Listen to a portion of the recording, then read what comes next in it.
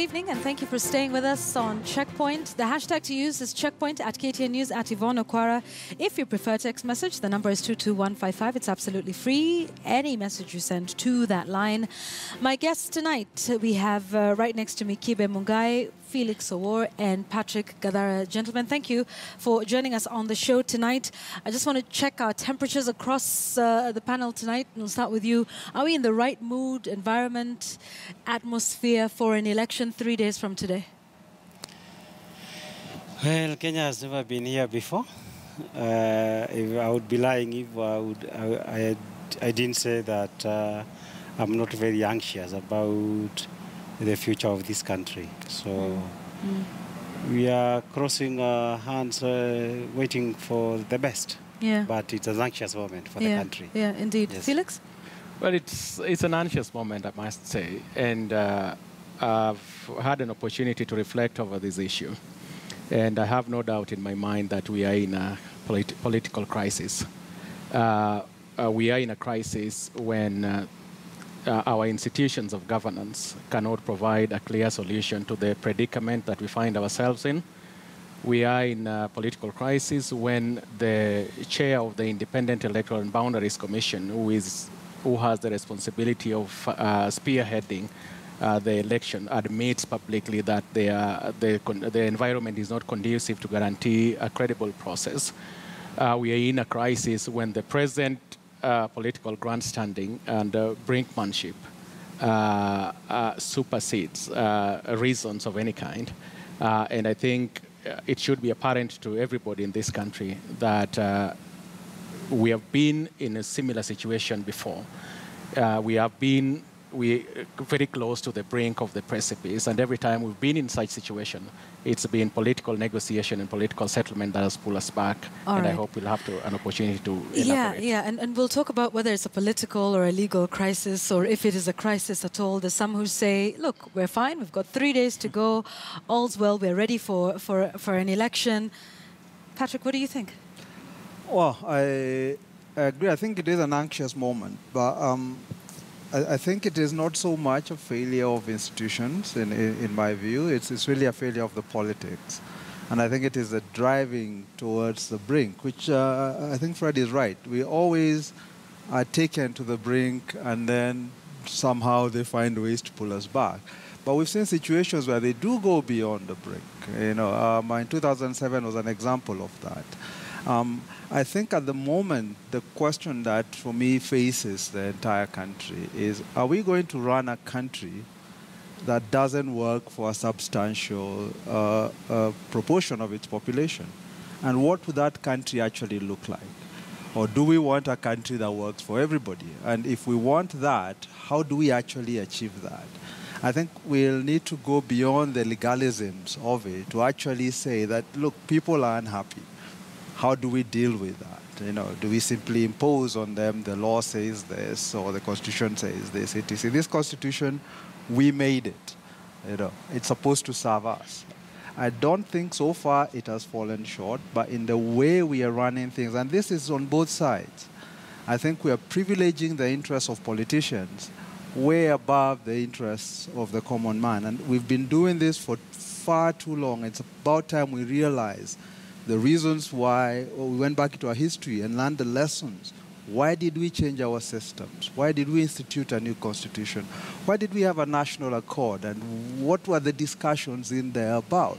They're supposed to be the frameworks that then can lead us to, when we find ourselves in these sort of situations, we can actually sit back and discuss them and work them out and agree that the country should work for everybody, not just for some of them.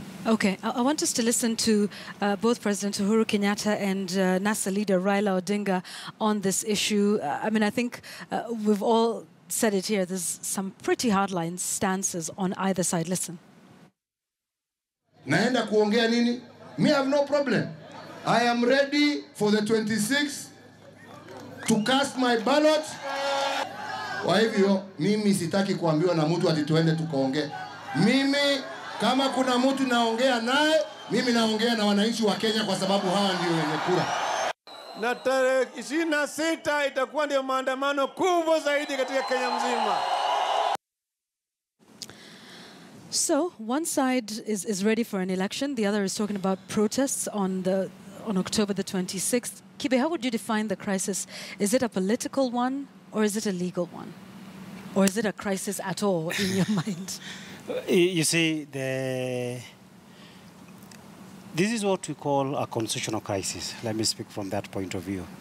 And the political crisis, as I understand it, is when you have a convergence between you have serious legal problems that do not have an easy and obvious resolutions as the law provides. The obvious one here, for purposes of the law, is that we are aware the Supreme Court ordered that we must hold fresh elections as Article 143 provides within 60 days. That is meaning by 31st of October. Mm-hmm. Now, one side of the divide does not want these elections. Now, if we hold these, we don't hold these elections or good elections, whatever the case may be. Now, the Constitution of Kenya, assuming we do not have a candidate, a president-elect, or that one is not, or his election is nullified, the Constitution of Kenya is not very clear as to what would be the legal status of the government that will come out of it. Because remember, the normal period we call a period of temporary incumbency, in my calculations, is a period of around 30 days to 100 days. 30 days if after president-elect there is no successful petition, 100 days in the circumstances like now. But now if you extend it over that period, you get into a lot of problems. You already are hearing the NASA side saying that from 1st of November, Uhuru Kenyatta, if he does not get properly elected, he will not be president of Kenya in accordance as defined in the Constitution. So there's a big dispute there. That's as far as the law goes. But politically, the way I look at it is this, that the Supreme Court, after it was urged by the NASA candidates that to invalidate the elections, made a very clear order that these elections be conducted and be conducted by IEBC, which is the only body allowed to do that. Now, in Kenya, the change of government, or government is formed through elections. So that when you have NASA saying that we are going to prevent the formation of government through election, because we are doing this election so that we can have a candidate with the people's mandate who can be able to form government in accordance with the constitutions. In my view, since government formation is directly linked to elections, if you prevent these elections from a political point of view, you are effectively triggering a political crisis because you enter into a situation whereby now you can be able to question then what is your mandate to continue being president. Okay. But the more and critical important here is that what is happening in Kenya, it goes beyond demonstrations. The law of treason as of now, when you define it in section 40 of the Penal Code, it actually said it is to form government contrary to the constitutions of Kenya. Now, in my book, if you also set out to prevent the formation of government through elections, it cannot be known by any other name. So NASA's the only treason? name that you can call it is treason.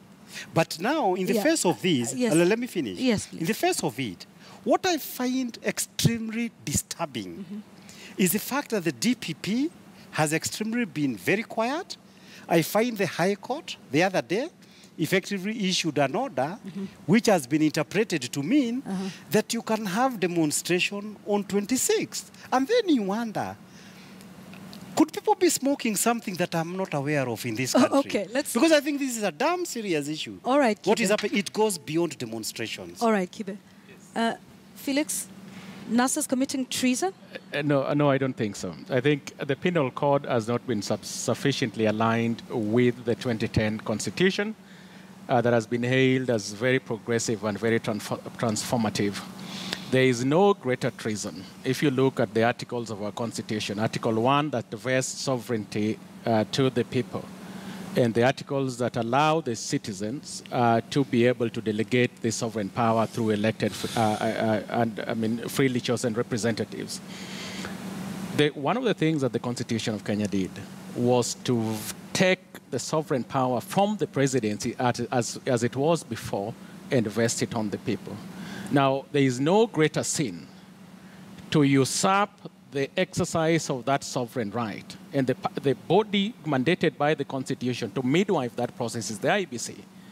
Now, there is no greater act of treason for an independent election management body, and in our case, the IEBC, to conduct a shambolic election. I think that is a greater treason than what NASA is seeking to achieve. But let me also comment briefly on that clip that we've just seen. There's something that, and that is why I'm for political negotiation, political discussion. Mm-hmm. One of the things that President Uhuru Kenyatta and Prime Minister Raila Odinga shares that nobody else has it, is that these two are the sons to the founding fathers of the nation. And President Uhuru Kenyatta in particular is the son to the father of the nation.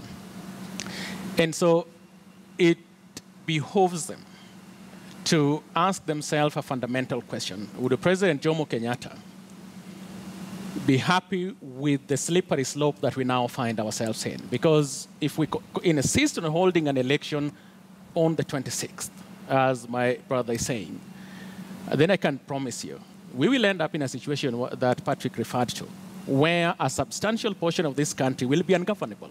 And it's as simple as that. The prioritizing election at the expense of doing the right thing has been with us since independence. Remember, at independence, the question was, do we fix the gray areas in the independent constitution or do we go for elections? Mm-hmm. The Kanu leadership then chose to go for elections and fix the other things later. The rest is history. We ended up with an imperial presidency. During the struggle for the second liberation, we had a choice of comprehensively reviewing the constitution or repealing Section 2A, allowing multi-party politics, mm-hmm. and then going to go for elections. We chose elections.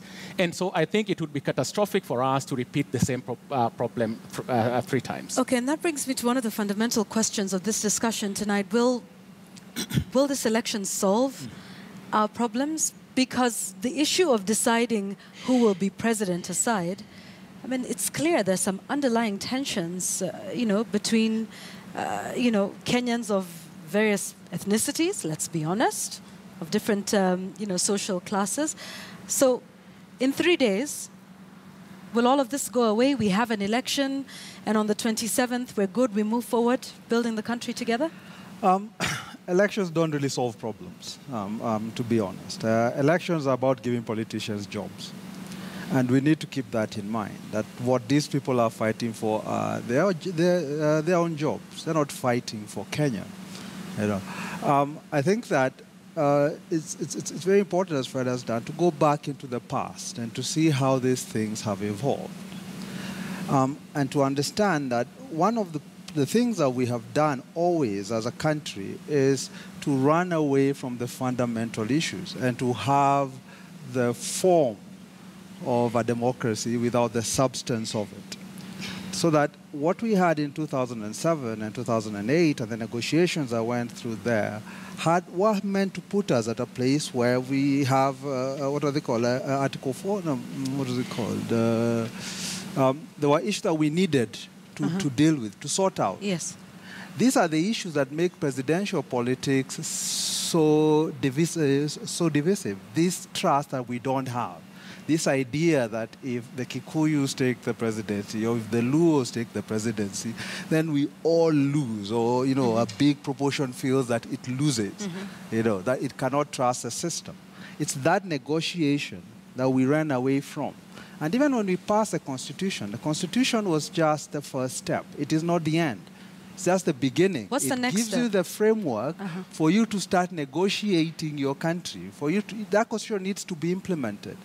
So, for example, all this investment in the presidency was meant to have been undone by devolution. Yeah. But it doesn't really work that way. And we need to sit back, and this has to be a continuing conversation. Why isn't the Constitution, or why isn't governance working as a Constitution envisages it? When we talk of independence, it was interesting for me that this is actually the first time we have seen in a case that really, really matters, that you have an institution that has stood up and exercised its independent voice. Then what happens? Suddenly they are being vilified, there is all these pressures being put on judges and stuff, which again tells me that there is a problem there. We are not discussed, do we really want that independence, or do we just want the form of it? The final thing, and to go to something that Kibe said, we talk about unconstitutionality as if we already don't have it in government. Our failure to implement the two-thirds gender rule means our institutions, as they are composed today, from Parliament to the executive, to the judiciary itself, to the Supreme Court itself, are unconstitutional. So if you're to talk of treason, it already exists. It is there. If treason is how you define it, setting up a government outside the mandates that are put in by the Constitution, that is existing. So for me, my point is not that that is something we should welcome, but we shouldn't fear it. It is not what is going to kill us. The political crisis is the much worse problem, and that is the one we need to resolve, because that is the basis of our agreement on how we implement this Constitution, and it is not seen that one side is essentially lording it over the other. Let me say something about the political crisis. I have to take a break. Just hold that thought.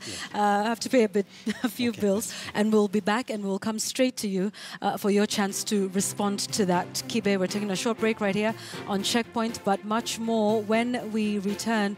It's becoming an interesting conversation, and we'll start talking about what the solution should be, and indeed what the country will look like on the 27th of October. See you after the break.